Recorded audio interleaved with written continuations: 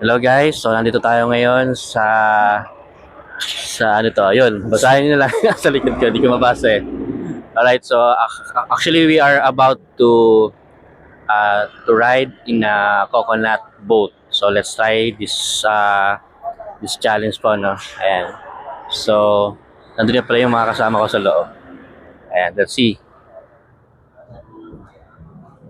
So actually this is my first time to be here in this place, and we are about to ride in a coconut boat, and this is something very exciting part kasi as I see in various vlogs na they are featuring riding in a coconut boat. Ayan.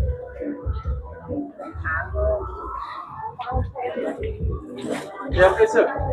Because we need to wait posting over here. Over A lot okay. of people now. And Okay. you can do around here, take some photo, and about 15-20 minutes you come back. After. Yeah, okay. Okay, thank you, And, thank you. yeah, okay. This is our meeting range. Here. So Okay. you can do around here, take some photo. If you want to see over here, okay? Okay. About 15-20 minutes. 15 minutes. 50.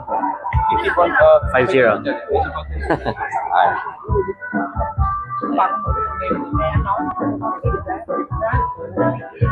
Sino yung kasama ko? Yun guys, so wala yung mga kasama.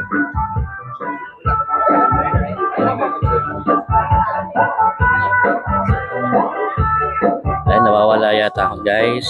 Hinahanap ko yung mga kasama ko. Yan.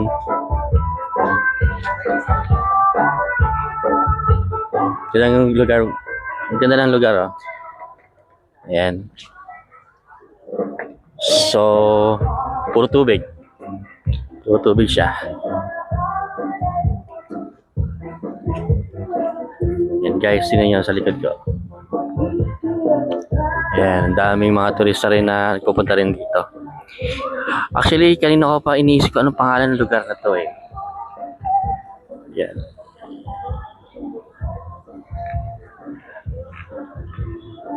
Ayan, some people are wearing white. Siguro because this is a place where they can enjoy the water. Ayan, so puro picture muna sila.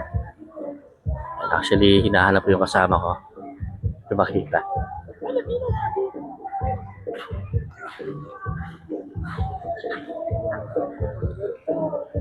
Di ba ang ganda ng place?